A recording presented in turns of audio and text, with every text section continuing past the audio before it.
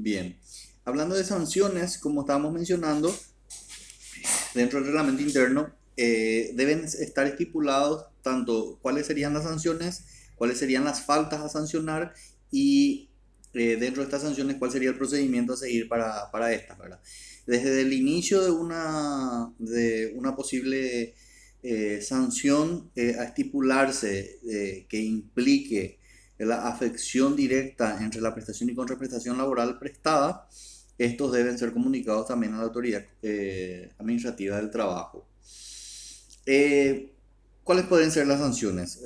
Va en una amalgama desde una simple amonestación verbal hasta incluso la suspensión laboral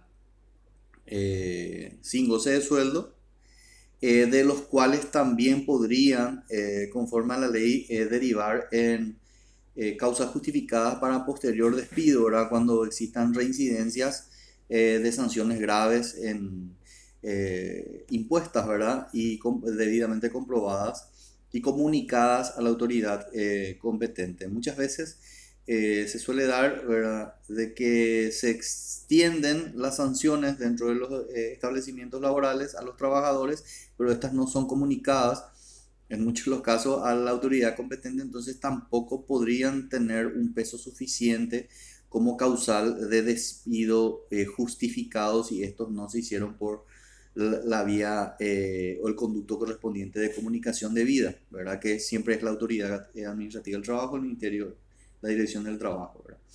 Entonces pueden ser entonces las sanciones, una amonestación que es de carácter verbal, un apercibimiento que debe ser extendido por escrito.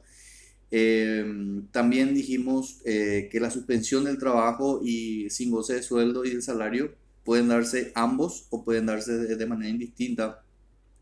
La suspensión sí, nada más, ¿verdad? Pero generalmente se da con la suspensión también del salario, que conforme a la ley no puede exceder los 8 días, ¿verdad? Esta suspensión.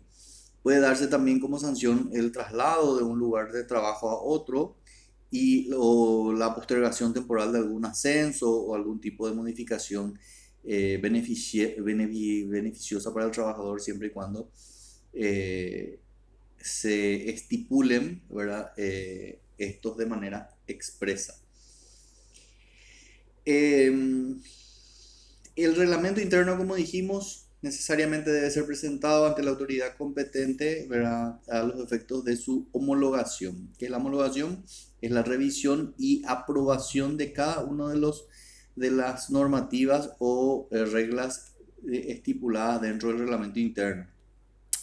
Para homologar, la autoridad competente tiene un plazo de 15 días contado desde la fecha de la presentación de este. En caso de existir observaciones a las normativas o al contenido del reglamento interno, se vuelve a correr traslado por el término de 6 días antes de dictarse de resolución a los efectos de que estos sean modificados dentro de este plazo. Si no son modificados dentro de ese plazo, evidentemente de la resolución derivará el rechazo de la aplicación del mismo, ¿verdad? Una vez subsanadas, evidentemente la homologación se dará con estas modificaciones. El registro ante la autoridad competente es suficiente para que obligue al establecimiento tanto al empleador como a los trabajadores y adquiera su fuerza obligatoria y punitiva en el caso de empezar a sancionar las faltas contenidas en estas disposiciones homologadas. En caso de que la autoridad del trabajo deniegue el registro solicitado, las partes podrán pedir la revisión del reglamento a petición de parte, evidentemente. Se hace previa audiencia de los representantes de cada una de las partes, tanto de trabajadores como del, de los empleadores, y deberá estar eh, impreso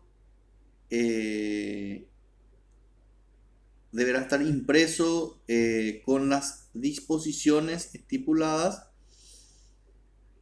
el acta correspondiente a esa audiencia en donde se dirima si el reglamento continúa con las condiciones de denegatoria o si se dieron las condiciones para subsanar los elementos que puedan ser requeridos por la autoridad del trabajo a los efectos de su aprobación y homologación.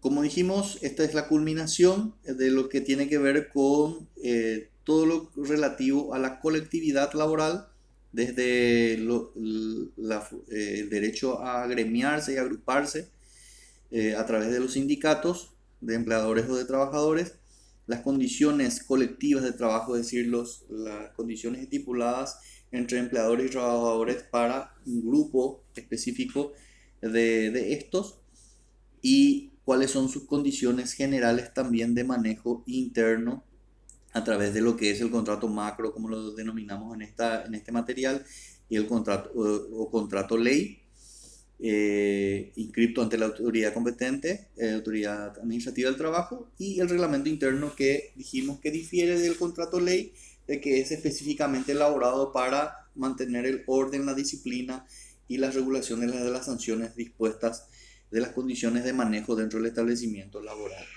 Con esto damos por terminado el curso referente, el módulo referente a la sesión número 10, culminatoria de la unidad anterior.